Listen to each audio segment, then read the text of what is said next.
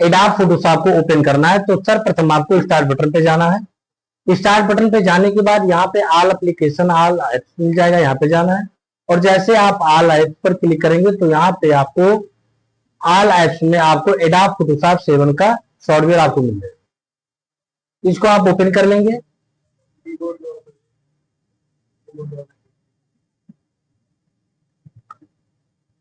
उसके बाद ध्यान दीजिए जब सॉफ्टवेयर को आप ओपन करेंगे तो यहाँ पे कार्य करने के लिए पेज जो रहता है वो एक्टिव नहीं रहता, ओपन नहीं होता। यहाँ पे पेज को ओपन करना पड़ता है। तो जब आप पेज को ओपन करने के लिए आपको करना क्या है, फाइल में जाना और न्यू पे जाना, या फिर कंट्रोल के साथ एन प्रेस कर दीजिए आप। तो जब आप कंट्रोल के साथ एन प्रेस करेंगे तो ध्यान दीजिए डायग्राम में हम आपको इस प्रकार बनवाए थे। ठीक है, सबसे ऊपरी पट्टी को टाइटल बार कहते हैं, जहां पे हमारा close button, maximize button, minimize button होता है, इसको मेनू बार कहते हैं, और इसको हम स्टैंडर्ड बार भी कहते हैं, ऑप्शन बार भी कहते हैं। ये हमारा टूल बॉक्स से ही हम लिखाए, 2-4 टूल से इसमें से लिखाए हुए। ठीक है, और यहाँ पे देखिए जब पेज आपको बनता है तो कहता है जो आपको इमेज बनाना है, जो आपकी फोटोज बनानी, उसकी साइज आप कितना लेना चाहते हो।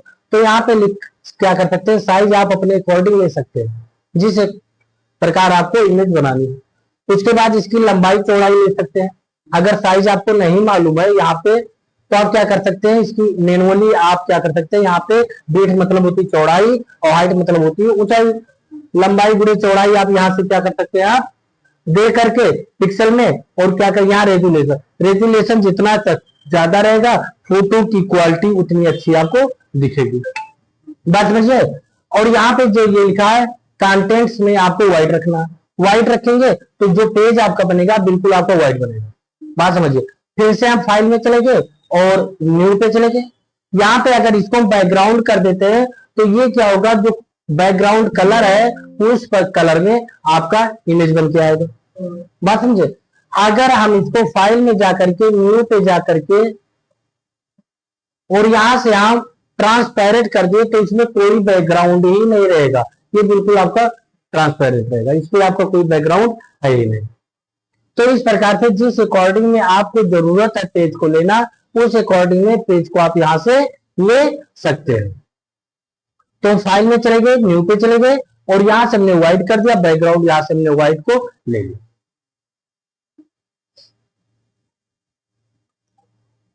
उसके बाद ध्यान दीजिए, आपको जो पहला टूल हम पढ़ाए हैं वो हमें मार्क्यू टूल पढ़ाया। ये हमारा मार्क्यू टूल है, ध्यान दीजिए। ये हमारा मूव टूल है, ये हमारा लोटो टूल है, ये हमारा मैग्नेटिक पॉइंट टूल है, ये हमारा क्रॉप टूल। तो हम एक एक टूल को समझेंगे। तो ध्यान दीजिए, पहला हमको समझना है मार्क्यू टूल।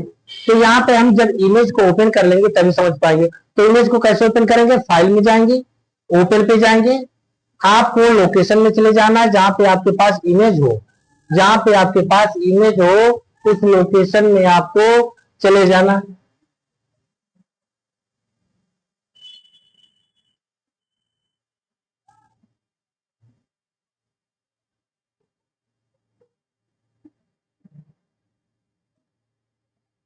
तो आपके सामने जो है इमेज बिल्कुल आपका ओपन हो गया।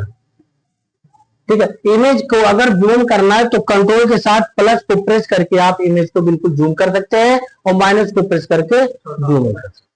ठीक है, तो इस प्रकार से जूम आउट और जूम इन हम फोटोज को प्लस और माइनस के माध्यम से कर सकते हैं। ध्यान दीजिए, जो हमको मार्क्यू टूल है, मार्क्यू टूल का प्रयोग कब करते हैं, कैसे। तो यहाँ पे जो पेज है इसको हमने छोटा कर लिया, ये हमारा व्हाइट वाला पेज है, इसको भी हम यहाँ से कलर से में कर दिए। तो कलर में करने के लिए यहां से हम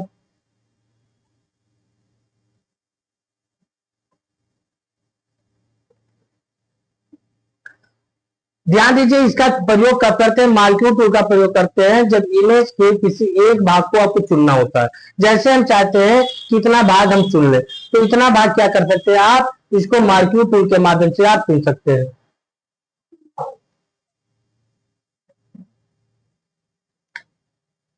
मार्क्यू टूल के माध्यम से हम क्या कर सकते हैं, चुन सकते हैं। आप क्या किए, उतना भाग हमने चुन लिए। उसके बाद जो मूव टूल क्या करता है, उस चुने हुए एरिया को जहां पे आप ले जाओ, मूव मतलब क्या होता है, स्थानांतरित करना, बस सबको पता है। तो क्या करेंगे, एक स्थान से दूसरे स्थान पे हम ला सकते हैं। तो क्या करता है मार्क्यू टूल, केवल चुनने का कार्य करता है, सिलेक्शन बनाने का कार्य करता। देखिए इतना एरिया हमने चुन लिया और मूव टूल के माध्यम से दूसरे पेज पे ला करके हमने रख दिया। लेकिन जो ये हमने इमेज लाया तो ये बिल्कुल लग रहा है कि हाँ इमेज जो है काट करके लाया गया है, मालूम पड़ रहा है ना। तो क्या करेंगे, जब हम सिलेक्शन बनाएंगे तो जब हम सिलेक्शन बनाएंगे मार्केट टूल पर क्लिक करके तो यहाँ पे फेदर का ऑप्शन आता है। क्या आता है? फेदर का ऑप्शन। तो यहाँ पे जब हम फेदर दे देंगे, जैसे यहाँ पे हमने दे दिया 5 फेदर, और उसके बाद जब हम सिलेक्शन अब बनाएंगे तो जो कॉर्नर होता है वो हमारा थोड़ा क्या हो जाएगा, ब्लर हो जाएगा। देखिए इस फोटो में कितना अंतर है कि नहीं। ये थोड़ा किनारे जो है जो बॉर्डर है वो ब्लर में ला रहा है। अब जितनी आप ब्लर करना चाहते हैं कि आपको मालूम ना चले उतना आप फेदर को अपने अकॉर्डिंग बढ़ा सकते हो। चलिए हमने 10 कर दिया, यहाँ पे हमने 15 कर दिया, और हमने क्या किया, इस एरिया को सिलेक्शन बना लिए और मार्क मूव टूल पर क्लिक करके हमने इसको यहाँ पे ले आए। तो आप ध्यान दीजिए क्या हुआ, आपका जो बॉर्डर एरिया वो क्या हो गया, ब्लर हो गया। आपको ये नहीं मालूम चला कि फोटोज को इसको क्रॉप करके या काट करके लाया गया। बात समझ रहे? अब ये जो सिलेक्शन हमने बनाया तो रेक्टेंगल के माध्यम से बनाया।